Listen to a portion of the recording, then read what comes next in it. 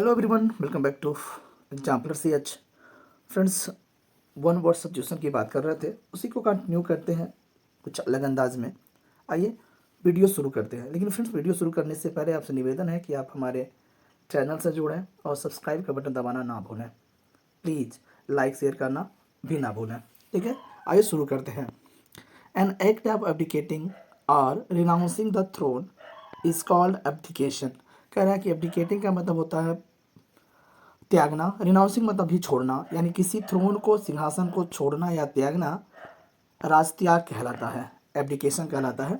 Next to but not necessarily touching is called adjacent. कह रहा है कि एकदम जस्ट बगल में ही हो, लेकिन कोई ज़रूरी नहीं हो कि टच हो, उसे हम एडजेसेंट बोलते हैं, यानी बगल वाला या नज़दीक वाला कह सकते हैं।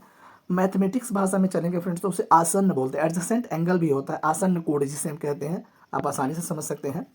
आगे कह रहे हैं कि a story, poem, a picture that can be interpreted to reveal hidden meanings typically is called allegory. यानी कह रहे हैं किसी कहानी हो, कविता हो, कोई तस्वीर हो, कैन बी इंटरप्रिटेटेड मीन्स उसे उसका व्याख्या किया जा सकता है। टू रिवील मीन्स क्या करने के लिए, प्रकट करने के लिए हिडन मीनिंग को, तो उसे हम एलगरी बोलते हैं। और एलिगरी का मतलब होता है फ्रेंड्स रूपक। ठीक है, और क्या कह रहा है, टिपिकली मोरल और पॉलिटिकल वन। कोई मोरल या नैतिक टाइप का, जो राजनीतिक टाइप का चीज़ें होती हैं, उसकी आमतौर पे उसकी मीनिंग को क्या करता है, हिडन मीनिंग को रिवील करता है, एलिगरी कहलाता है। आगे बढ़ते हैं। कह रहा है कि an annual calendar containing the important dates and statical information such astronomical datas and tide tables is called almanac. Almanac का मतलब होता है फ्रेंड्स, अल्मानेक जो होता है एक पंचांग, आप समझ रहे होंगे, पंचांग आता है, उसी को बोलते हैं। क्या कंटेंट, इंपॉर्टेंट डेटा रखता है अपने पास, स्टैटिकल जो स्टैटिकल इंफॉर्मेशन भी अपने पास रखता है, जो सांख्यिकी आंकड़े होते हैं उसकी बात कर रहा है। और एस्ट्रोनॉमिकल का मतलब समझ रहे हैं, ज्योतिषी वाले जो डेटाज होते हैं वो पंचांग में ही मिलते हैं, तो इसको ध्यान में रखिएगा, इंपॉर्टेंट है, अल्मानेक बोलते हैं इसको। ठीक है, ALMANAC है, ठीक है, NAC। नेक्स्ट कहना है कि अ कोल्ड ब्लडेड वर्टिब्रे, एक कोल्ड ब्लडेड वर्टिब्रे मैंने रेड कियाटी होता है, ऐसा animal that is born in water and breathe with gills, जो पानी में पैदा होता है और अपने गिल्स के माध्यम से सांस लेता है, वो एम्फीबियन होता है। लेकिन आपको बताया था उसे एक्वेटिक कहते हैं फ्रेंड्स, एक्वेटिक बोलते हैं। एम्फीबियन का मतलब होता है कि वह प्राणी जो वाटर और लैंड दोनों पर निवास करते हैं, that is called amphibian. Amphibian का हिंदी अगर हम करते हैं तो उभयचर, जो जल और थल दोनों पर के निवास करते हों वो एम्फीबियन होते हैं। अगर पानी की हम बात करते हैं तो फ्रेंड्स वो एक्वेटिक हो जाएगा। A statement or proposition on which an abstractly defined structure is based। कह रहा है कि ए स्टेटमेंट एक कथन या प्रपोर्शन मतलब होता है, प्रपोजिशन मतलब होता है प्रस्ताव, ऑन विच मीन जिस पर एन abstractly डिफाइंड स्ट्रक्चर, जो डिफाइन किया गया है स्ट्रक्चर को, तो कह रहे एक्सियोम होता है। और एक्सियोम का फ्रेंड मतलब होता है स्वयं सिद्ध होना, यानी अपने आप स्वयं सिद्ध हो जाता है वो स्टेटमेंट या वो प्रस्ताव, तो उसे हम एक्सियोम बोलते हैं। अ नेशन और पर्सन, देखिएगा, नेशन और person engage in war or conflict as recognise by international law. कह रहा है कि किसी अंतर्राष्ट्रीय कानून के माध्यम से पहचाना गया कोई युद्ध में जो देश हो या कोई व्यक्ति हो इंगेज रहता है, उसे हम बिलिग्रेंट बोलते हैं। क्या बोलते हैं, बिलिग्रेंट का मतलब होता है युद्धरत। जैसे अभी देखिए यूक्रेन और रसिया के बीच लंबे समय तक चला है, तो बिलिग्रेंट कहलाएगा। ठीक है, आगे करें कि the action or offence of speaking sacrilegiously about God and sacred things, profane talk is blasphemy। और ब्लास्फेमी का मतलब होता है अपवित्र, या यू कैन से ईश्वर निंदा कह सकते हैं फ्रेंड्स। ईश्वर का जो निंदा करता है, ईश्वर का जो निंदा करता है यानी उसकी बुराई बतियाता है, उसको हम ब्लास्फेमी बोलते हैं। चाहे वो कार्य करता हो, जैसे कहीं देखे होंगे मूर्ति तोड़ने का कार्य या कुछ अभद्र तरीके से होता है ना। सेक्रिलिजियसली का मतलब होता है अपवित्र रूप से गॉड के बारे में या सेक्रेट चीज़ों के बारे में, या प्रोफेन टॉक करता है यानी अपवित्र बातें करता है, उसे हम ब्लास्फेमी कहते हैं। और ब्लास्फेमी का मतलब होता है ईश्वर निंदा। इंपॉर्टेंट है friends. The arrangement of events or dates in the order of their occurrence, उनकी घटनाओं को एक इवेंट और डेट्स के तरीके पर अरेंज करना क्रोनोलॉजी कहा जाता है। और क्रोनोलॉजी का हिंदी होता है फ्रेंड्स कालक्रम, यानी जैसे जैसे घटनाएं घटित होती हैं वैसे वैसे एक एक श्रृंखला तैयार होती है जिसे हम क्रोनोलॉजी बोलते हैं। अब विगोरियस कैंपेन, विगोरियस में शक्तिशाली, जोरदार वाला। कैंपेन में होता अभियान फॉर पॉलिटिकल, सोशल और रिलीजियस चेंज, यानी कोई राजनीतिक बदलाव के लिए, सामाजिक बदलाव के लिए तथा धार्मिक बदलाव के लिए एक जोरदार कैंपेन चलाना क्या कहलाता है? क्रूसेड कहलाता है। और क्रूसेड का मतलब होता है धर्म युद्ध। क्या होता है? धर्म युद्ध। आगे बढ़ते हैं। Thing which stay for long time, और जो कोई भी चीज़ लंबा समय तक चलता है उसे हम ड्यूरेबल बोलते हैं, जिसे हम हिंदी में टिकाऊ कहते हैं। ठीक है, टिकाऊ। Spoken and done without preparation, कोई भी स्पीच हुआ या कुछ भी कार्य हुआ बिना प्रिपरेशन का अगर हो रहा है तो एक्सटेम्पोर बोलते हैं फ्रेंड्स। और एक्सटेम्पोर का मतलब होता है बिना तैयारी का कोई कार्य करना, कोई भाषण देना, एक्सटेम्पोर कहलाता है। एट रैंडम बोल देना। ठीक है, extempore. Fond of company, fond of company का मतलब होता है ग्रिगेरियस। ग्रिगेरियस का मतलब होता है भीड़ में रहने वाला, झुंड में रहने वाला व्यक्ति ग्रिगेरियस कहता है। जो कंपनी में संगति का बहुत ही शौकीन होता है, अकेले कोई कहीं जाता नहीं, अकेले कोई काम नहीं करता, वो ग्रिगेरियस कहलाता है।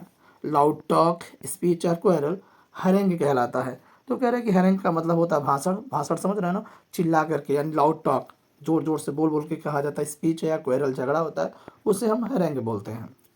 Incapable of making mistakes or being wrong, यानी उसे इनफॉलिबल बोलते हैं। इनफॉलिबल का मतलब होता है अचूक, यानी जिससे कभी चूक ना हुआ, कोई गलती ना करने वाले को इनफॉलिबल बोलते हैं friends. Incapable of making mistake, जो कभी गलती नहीं करता है उसे हम इनफॉलिबल बोलते हैं।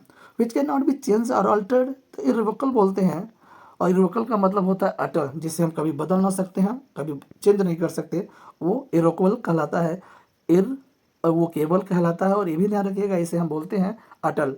एक होता है जिसे हम सुधारा ना जा सके, इनकॉरेजिबल कहलाता है, इनकॉरेजिबल। नेक्स्ट है ए सेंटिमेंटल लॉन्गिंग। लॉन्गिंग होता है इच्छा।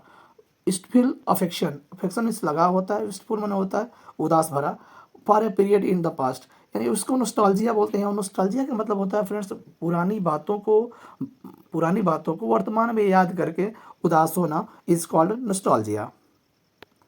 ए सोल्यूशन और remedy for all difficulties or diseases, देखिए इसे रामबाण औषधि बोलते हैं और इंग्लिश में पनासिया बोलते हैं।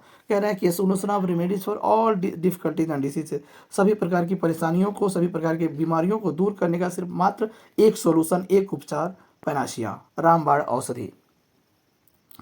अ doctrine which identified God with the universe, एक ऐसा सिद्धांत जो आइडेंटिफाई करता है, यानी परिचय बताता है कि गॉड जो है यूनिवर्स के साथ है, यानी ब्रह्मा और यूनिवर्स बने ब्रह्मांड, यानी गॉड और यूनिवर्स दोनों एक साथ है। उस प्रिंसिपल को हम पैंथीज्म बोलते हैं। ठीक है, पैंथीज्म अर्थात ईश्वर और ब्रह्मांड एक हैं, वह पैंथीज्म बात करता है। The practice of taking someone else ideas and passing them of one's own, कह रहा है कि किसी दूसरे के व्यक्तियों का जो विचार है, कुछ चीज़ें हैं, और अपने माध्यम से वो दूसरे तक पहुंचाता है, वो प्लेगरिज्म बोलते हैं।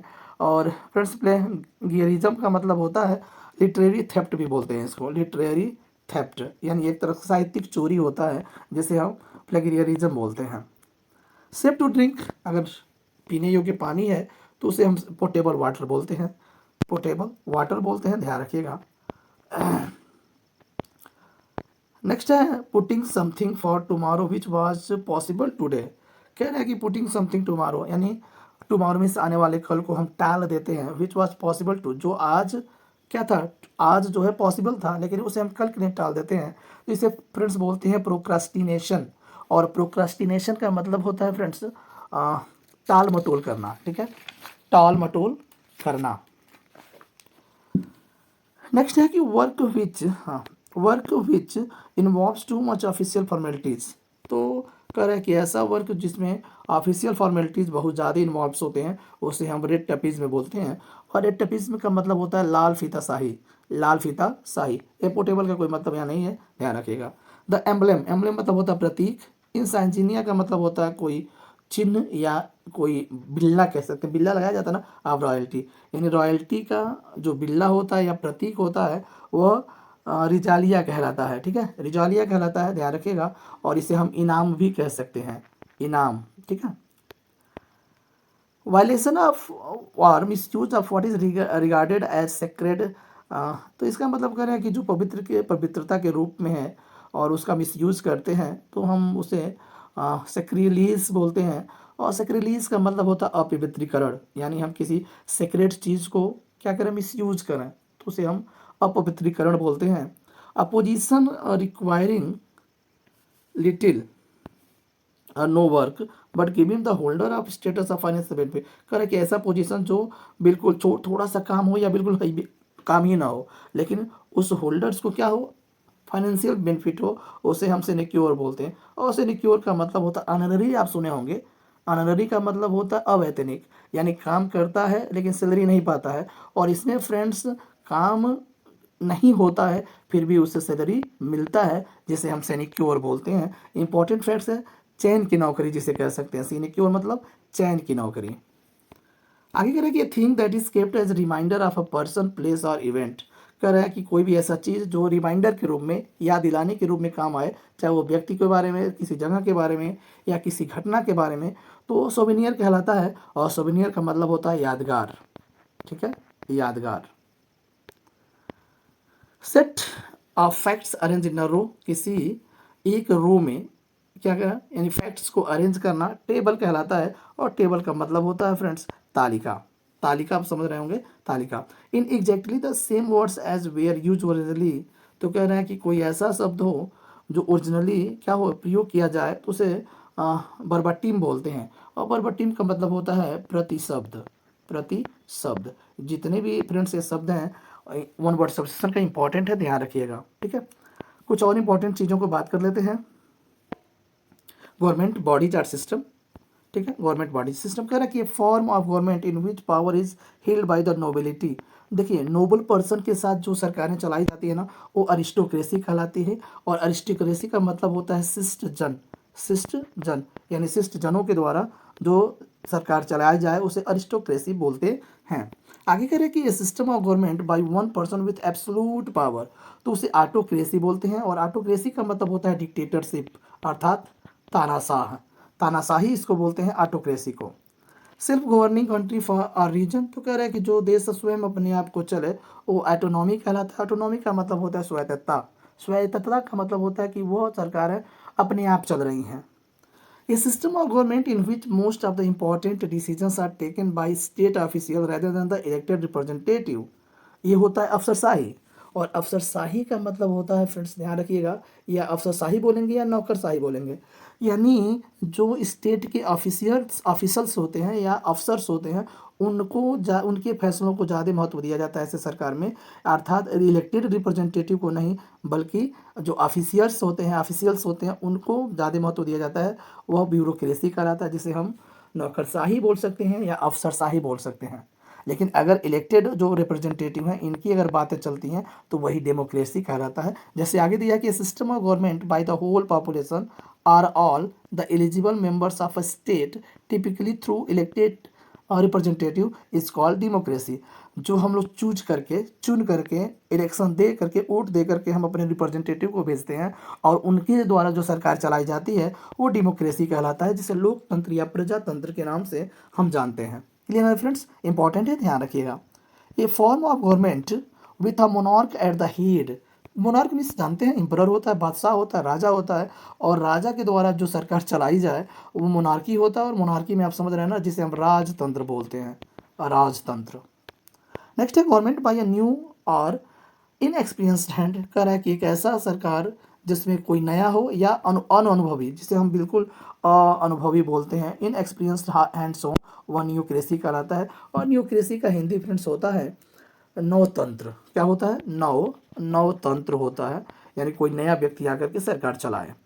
Government by the populace, populace मतलब होता है आबादी, यानी जो भीड़ होती है, यानी जो भीड़ के द्वारा गवर्नमेंट चलाई जाए, आबादी के द्वारा, जो जनसंख्या के द्वारा गवर्नमेंट चलाई जाए, वो ओक्लोक्रेसी कहलाता है।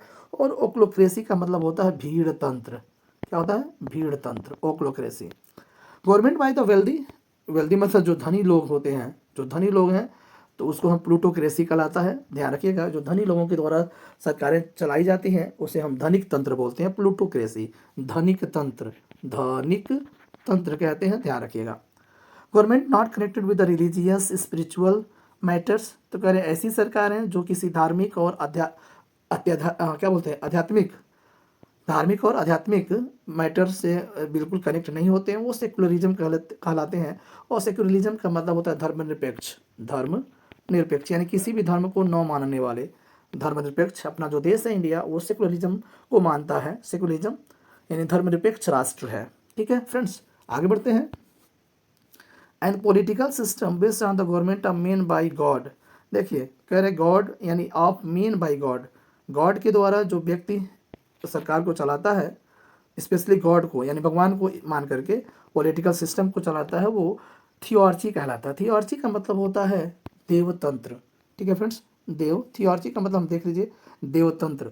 ठीक है, कुछ इंपॉर्टेंट गवर्नमेंट बॉडीज और सिस्टम्स थे। मिलते हैं कुछ नए वो वन वर्ड सब्जेक्शन के साथ। Thank you friends for watching the video. मिलते हैं नेक्स्ट वीडियो में, तब तक बाय बाय।